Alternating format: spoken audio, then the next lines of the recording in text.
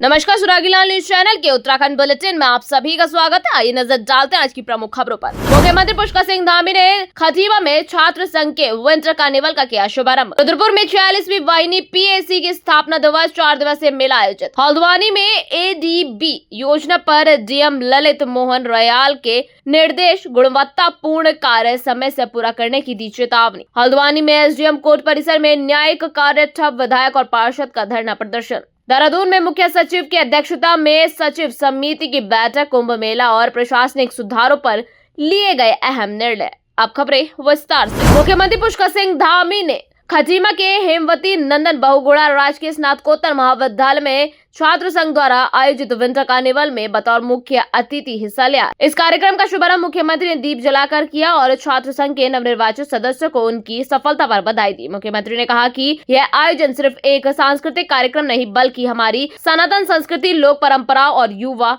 चेतना का संगम है। ऐसे कार्यक्रम यह सिद्ध करते हैं कि युवा अपनी जड़ों से भी जुड़े हुए हैं और ऐसे आयोजन समाज में सकारात्मक बदलाव लाने में सहायक है। मुख्यमंत्री ने खतीमा में हो रहे विकास कार्यों का उल्लेख करते हुए कहा कि खतीमा को एक नए रूप में विकसित किया जा रहा है, जिसमें सड़क नेटवर्क, शिक्षा, स्वास्थ्य और अन्य बुनियादी सुविधाओं पर विशेष ध्यान दिया जा रहा है। इसके साथ ही खतीमा में केंद्रीय विद्यालय, आधुनिक खेल स्टेडियम और उद्योगों के लिए सिडकुल जैसी योजनाओं को भी लागू किया जा रहा है।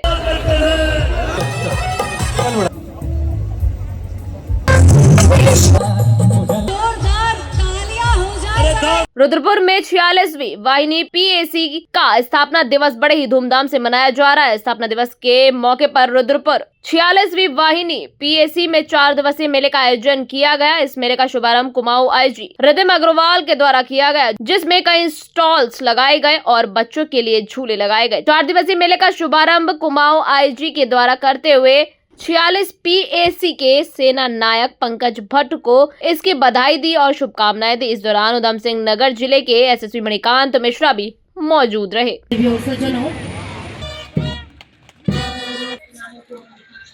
देखिए, आज 46वीं वाहिनी PAC के स्थापना दिवस के अवसर पर हम लोग यहाँ पर आए हैं। यहाँ पर इन्होंने एक भव्य मेले का आयोजन किया है और मेले में विभिन्न स्टॉल्स जो स्कूल्स की हैं वो उनका हम लोगों ने राउंड लिया। स्कूल्स नए कॉन्सेप्ट के साथ अपनी लर्निंग लेकर आ रहे हैं। जैसे भारतीय इंटरनेशनल द्वारा बताया गया कि जापानीज स्टाइल ऑफ एजुकेशन पर वो लोग काम कर रहे हैं, जहाँ पर बच्चों का नो बुक्स नो एग्जाम्स का कॉन्सेप्ट रहता है, मिनिमलिस्ट कॉन्सेप्ट रहता है, जिससे बच्चों को कम से कम स्ट्रेस हो। तो ये जानकर खुशी हुई कि हम नई स्टाइल्स ऑफ लर्निंग पर भी काम कर रहे हैं और विभिन्न स्कूल जैसे ऑक्सफोर्ड एकेडमी है, GD गोयनका है, JCs है, सब यहाँ मौजूद हैं, जिन्हें मेरी ओर से बहुत बहुत शुभकामनाएं। साथ ही साथ 46वीं वाहिनी के अधिकारी, कर्मचारी, यहाँ के कमांडेंट, हमारे कमांडेंट पंकज भट्ट, उन सबको मेरी ओर से बहुत बहुत शुभकामनाएं। हल्द्वानी शहर में 2200 करोड़ से अधिक की चल रही विकास योजनाओं को लेकर जिलाधिकारी ललित मोहन रयाल ने ADB के अधिकारियों व स्थानीय प्रशासन की बैठक लेते हुए तय समय में गुणवत्तापूर्ण कार्य पूर्ण करने के निर्देश दिए हैं। इस दौरान सीवरेज, पेयजल और आंतरिक मार्गों के निर्माण कार्यों की समीक्षा करते हुए जिलाधिकारी ने कहा कि सभी विभागों के आपसी समन्वय को ध्यान में रखते हुए मानसून सीजन से पहले शहर के सभी कार्य हर हाल में पूरे किए जाए। उन्होंने अधिकारियों को समय समय पर निर्माण कार्यों का स्थलीय निरीक्षण करने के भी निर्देश दिए हैं। ADB की जो परियोजनाएं यहाँ पर रोड वाइडनिंग की, ड्रिंकिंग वाटर और सीवरेज की जो चल रही हैं गतिमान, उसमें चौड़ीकरण है, मरम्मत, रिपेयर, सुदृढ़ीकरण, तो इसको लेके पैच वाइज रिव्यू लिया गया है। जो एजेंसीज़ हैं जिनकी यूटिलिटी शिफ्टिंग होनी है, कहीं पर वन विभाग की परमिशन चाहिए, कहीं पर जो है सिंचाई विभाग और PWD वगैरह के समन्वय की बात है, तो स्टेक होल्डर से कॉर्डियली वार्ता करके परियोजना को इस मॉनसून से पहले कंप्लीट करने के लिए निर्देश दिए गए हैं। गुणवत्ता का विशेष ध्यान रखने को कहा गया है। अरे भाई जरा रुकिए, कहाँ जा रहे हैं? आपके पास ID कार्ड है क्या? ठीक है, आप जा सकते हैं।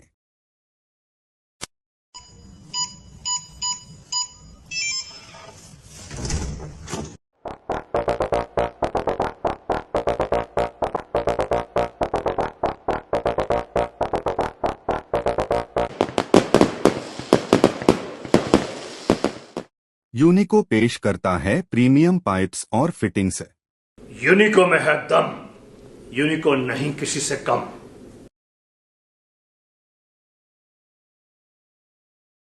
चाहे तो एक साथ होनी चाहिए, सब लोग एक साथ बैठना ही नहीं चाहते। पापा, try this. लो, सब लपक लिए।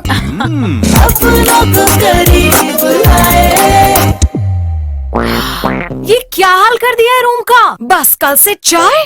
कल से चाय मेरे रूम में।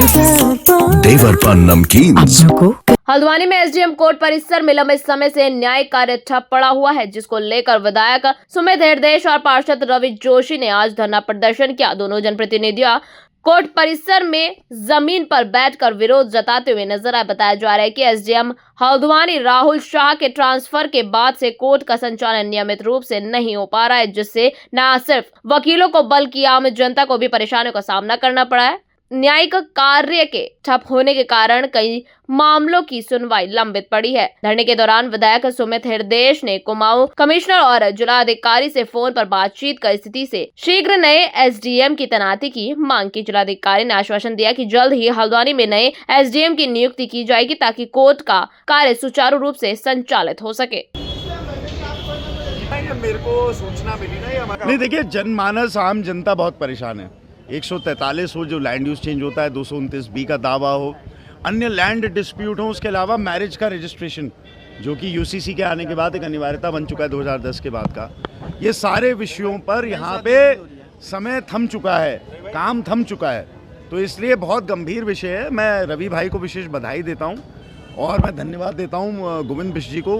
वकीलों पे भी बहुत दबाव बन चुका है क्योंकि जो मुवक्किल हैं, क्लाइंट्स हैं, वो लगातार आ रहे हैं। बहुत प्रभाव इन चीज़ों का पड़ता है और एसडीएम कोर्ट बेहद ही महत्वपूर्ण कोर्ट है और हल्द्वानी क्योंकि प्रवेश द्वार है पूरे कुमाऊं का, यहाँ पे तत्काल मेरी शासन से भी आपके माध्यम से मांग है।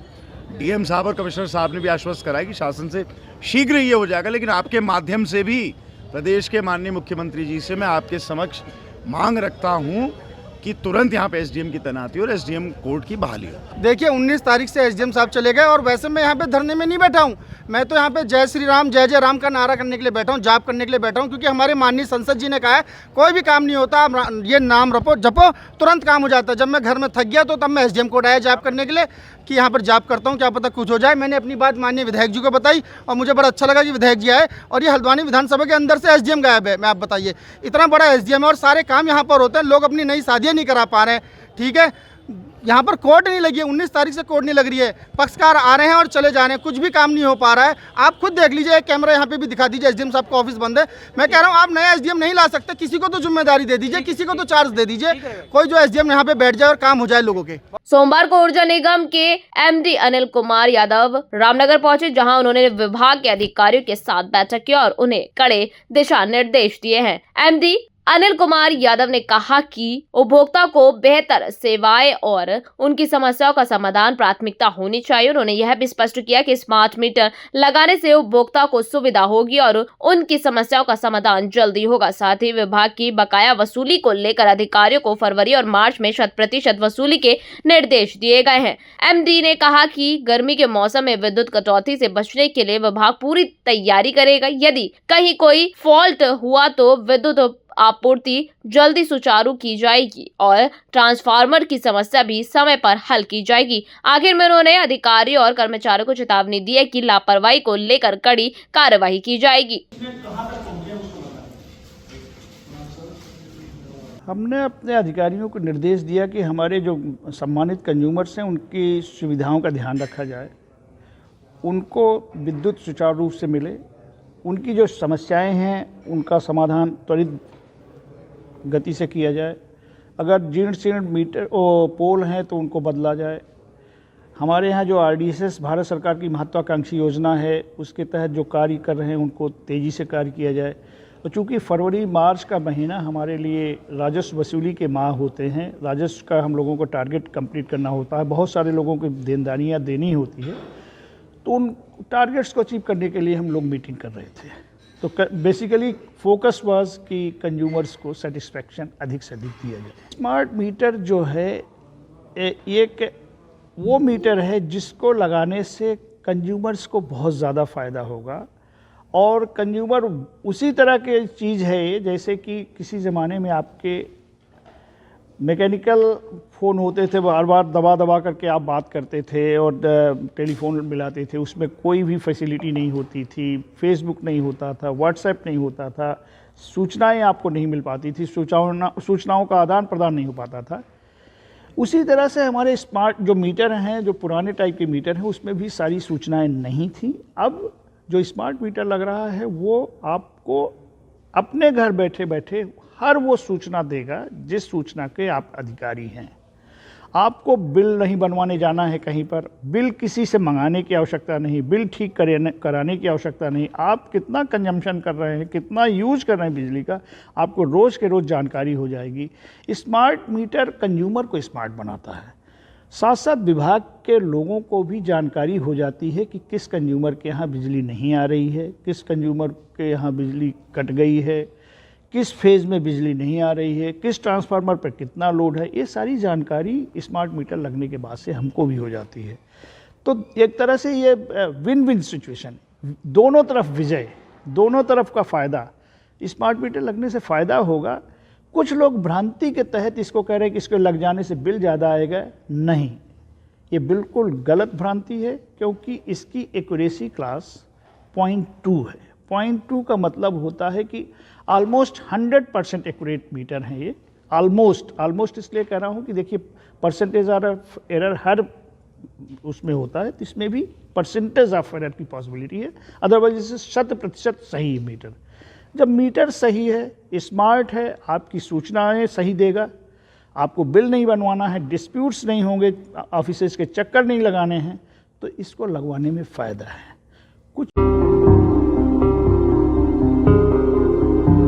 अरे भाई जरा रुकिए, कहाँ जा रहे हैं? आपके पास आईडी कार्ड है क्या? ठीक है, आप जा सकते हैं।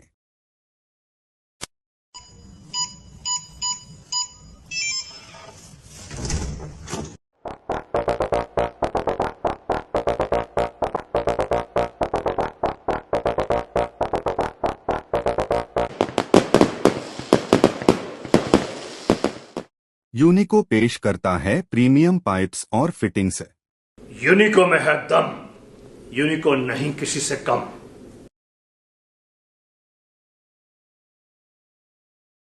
चाहे तो एक साथ होनी चाहिए, सब लोग एक साथ बैठना ही नहीं चाहते।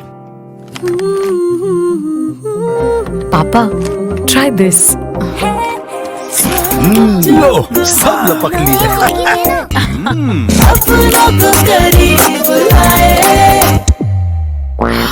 ये क्या हाल कर दिया है रूम का? बस कल से चाय, कल से चाय मेरे रूम में।